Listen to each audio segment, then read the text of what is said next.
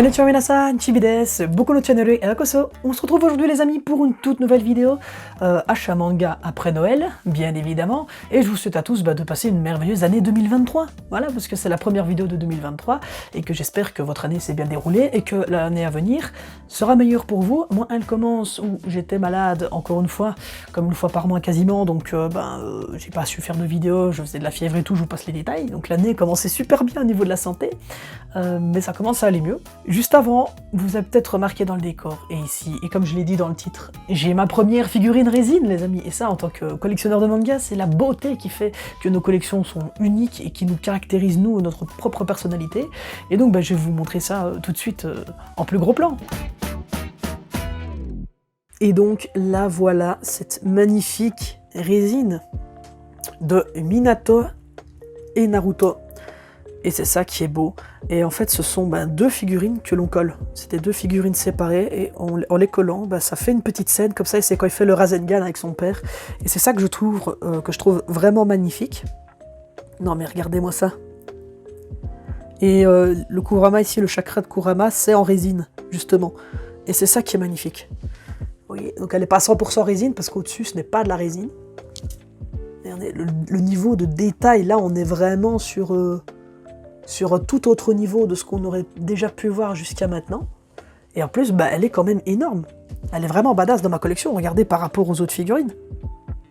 D'ailleurs, en parlant d'autres figurines, ici, il y a la figurine de Shigaraki Tomura, qui est vraiment magnifique et que je voulais vraiment depuis longtemps. Celle-là, elle m'a été offerte par mes parents, donc un tout grand merci à eux. Elle est vraiment magnifique, regardez-moi ça. Avec toutes les mains, là, ici. C'est un de mes personnages préférés de My Hero Academia. Et ici, la figurine du GOAT de Death Note, elle, qui m'a été offerte par ma copine. Et encore un merci à elle. Regardez ça, comme il est vraiment magnifique.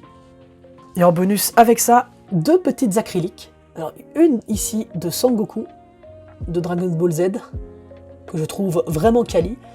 Et une de Itachi Uchiwa, de l'Akatsuki.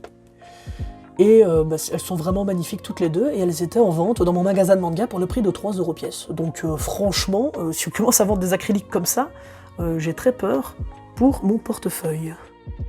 Donc voilà, on passe maintenant à la suite de la vidéo. Dites-moi en commentaire ce que vous pensez de ces magnifiques figurines. En vrai, on va passer maintenant aux achats manga.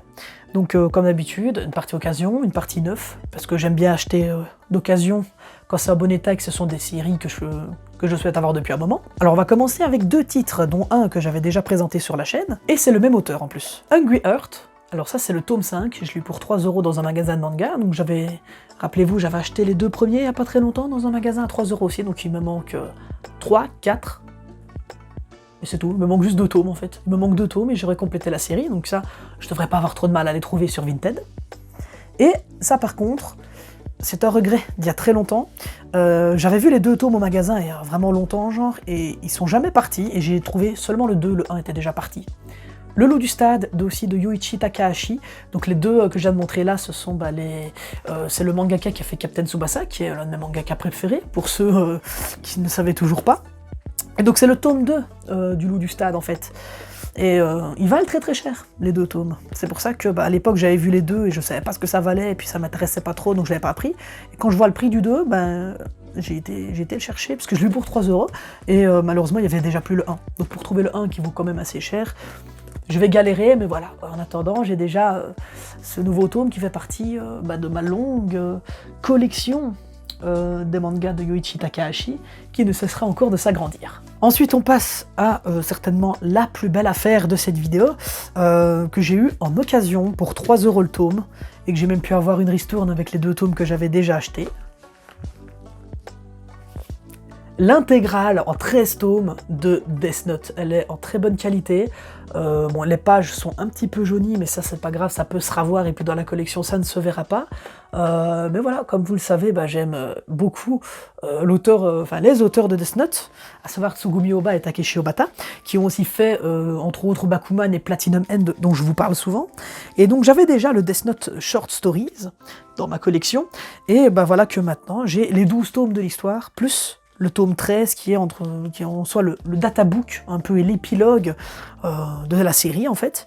Et donc j'ai hâte de pouvoir maintenant me les faire en version manga. Toujours en occasion, le tome 7 de Minimum, et c'est le dernier tome de la série. C'est une série un peu ecchi et c'est de science-fiction que je voulais vraiment faire depuis un moment déjà, qui m'a fait de l'œil, notamment grâce aux beaux dessins. Je vais vous prendre une page un petit peu plus sérieuse.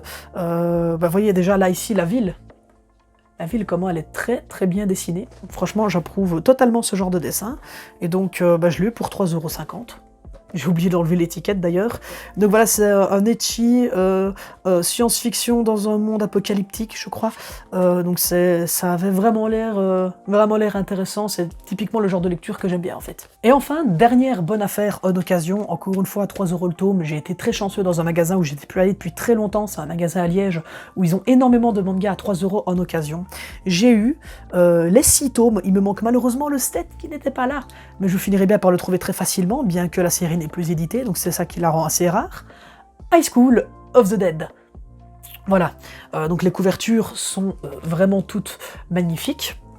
Donc pour ceux qui ne connaissent pas, moi j'avais vu l'animé à l'époque qui m'avait vraiment séduit. C'est très clairement, le monde est en train d'être éradiqué par des zombies. Et ici il y a des survivants. Et il y a aussi beaucoup de culture. Voilà, c'est un ecchi aussi, un ecchi dans un monde de zombies apocalyptique. Et en plus de ça, les dessins sont très beaux. Et malheureusement, l'auteur est décédé avant d'avoir pu finir son œuvre, ce qui fait que l'histoire reste inachevée. C'est triste. Donc ici, on a une page couleur dès le début, où on voit déjà un petit peu le style de dessin. Et enfin en noir et blanc, regardez-moi ces dessins vraiment très très très qualitatifs. Ouh, là il y a des lignes dégueulasses. Je suis désolé. Qu'est-ce que je pourrais vous montrer d'autre comme planche? Bon, le fait que je dise que ce soit un peu du ecchi, c'est qu'il y a des scènes un petit peu olé olé, mais on voit pas de tétons, c'est du suggestif, et juste que les personnages féminins ont des poitrines dans la deuxième partie de l'alphabet, si vous voyez ce que je veux dire. Donc voilà, c'était High School of the Dead, et du coup, il me manque juste le tome 7, et je pense que je le trouverai assez facilement. Enfin, dernier achat d'occasion, Sexy Lust. C'est un hentai. Voilà, simplement. Je vais pas faire de dessin, c'est un hentai. Et je l'avais vu en occasion, et le style de dessin, c'est typiquement ce que j'aime bien. Donc à voir au niveau de l'histoire, en plus il y a des pages couleurs dedans, c'est top, et puis ça fait partie de la collection. On va pas développer plus le scénario que ça. Et maintenant on va passer aux achats manga nouveaux, et j'ouvre le chapitre avec déjà, dès le début, un autre hentai. Voilà, un autre hentai, ça s'appelle Invitation au plaisir. Les dessins, mesdames et messieurs, sont de qualité. Les dessins sont tellement énormes que ma main, j'arrive pas à tout cacher. C'est incroyable. Donc là, ici, c'est 9 petites histoires courtes là-dedans. Et donc voilà, c'est de qualité qualitative. La couverture était vraiment magnifique. Je l'ai laissé sous le blister en attendant de le lire pour ne pas l'abîmer. Je l'ouvrirai que quand je le lirai. Déjà, j'ai acheté la série en 2 tomes, qui est finie en 2 tomes, de Time Paradox Ghostwriter. Et ça, franchement, j'ai envie de dire, ça bouleverse un petit peu les codes. Malheureusement, la série s'est finie en 2 tomes aussi au Japon, parce qu'elle ne rencontrait peut-être pas le succès qu'il aurait dû. Et en fait, c'est très prenant comme scénario, et j'en ferai sûrement une vidéo une fois que j'aurai lu. C'est un mangaka qui n'arrive pas à percer, et un jour dans son micro-ondes, il va trouver un Jump qui datera de 10 ans dans le futur, et il va regarder, dans 10 ans, qu'est-ce qui va percer? Et là, vous voyez tout de suite où je veux en venir, c'est que il va créer le manga qui va percer dans 10 ans. Du coup, pour lui, ça va forcément percer. Et voilà, comme le manga s'est arrêté assez brusquement, l'auteur a barbouillé, griffonné un petit peu une petite fin, qui apparemment, d'après ce que j'ai lu, est pas trop mal, mais c'était très ambitieux dès le début. Aussi, c'est mes premiers tomes édités chez Crunchyroll, donc j'ai la nouvelle jaquette. Voilà, donc ça me fait une maison d'édition en plus dans la collection. En plus de ça, je me mets à jour sur Harem in the Fantasy World Dungeon avec la sortie du tome 7, qui vient de sortir là maintenant, et donc je suis content de pouvoir continuer l'histoire tout simplement, et je pense qu'avec ce tome-là, j'arrive là où l'animé s'est arrêté, je pense, et donc ça fait plaisir parce que je pourrais peut-être avoir la suite.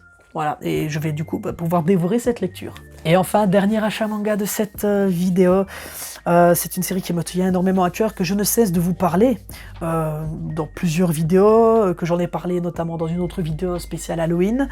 Et j'ai enfin la série complète en achetant les 4 derniers tomes qu'il me manquait. Dusk Maiden of Amnesia, tome 7, 8, 9, 10. Et donc voilà, les couvertures en plus elles sont recto verso, elles sont toutes vraiment magnifiques. Voilà, normalement ça ne spoile pas de vous montrer les couvertures. Regardez-moi ça. C'est vraiment magnifique. Et donc comme je vous le rappelle, c'est une histoire de fantôme. Donc c'est un gars qui est dans le club d'enquête paranormale et il est le seul à pouvoir voir un fantôme du nom de Yuko Kanoe. Et il va se lier d'amitié avec elle et peut-être même développer d'autres sentiments. Il va se passer quelques péripéties lorsqu'il va essayer de découvrir le passé de cette jeune fille, de ce fantôme. Et donc c'est une lecture que je vous recommande vraiment parce que j'ai passé le cap de les acheter tout de suite parce que je me suis refait l'animé avec ma copine et donc ça m'a hypé. Franchement, revoir cet animé là pour la 4e ou la 5e fois, ça m'a hypé. Foncez voir et lire Tasogare Otome X Amnesia. Bien, écoutez les amis, c'est la fin de cette vidéo, j'espère qu'elle vous aura plu. Merci à tous d'avoir regardé jusqu'à la fin. N'hésitez pas à lâcher votre plus beau pouce bleu et à vous abonner à la chaîne, ça me ferait super plaisir pour le soutien. N'hésitez pas aussi à me dire en commentaire qu'est-ce que vous avez acheté comme manga récemment, qu'est-ce que vous avez eu pour Noël, parce que pendant Noël, c'est bien d'offrir des cadeaux, mais c'est bien de s'en faire aussi. Voilà, moi j'aime bien me faire des cadeaux. On peut dire qu'en vrai, pour moi, c'est Noël toute l'année.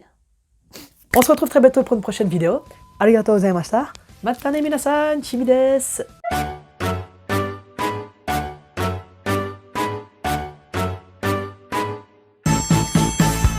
とある国の隅っこにおっぱい大好きドラゴン住んでいる。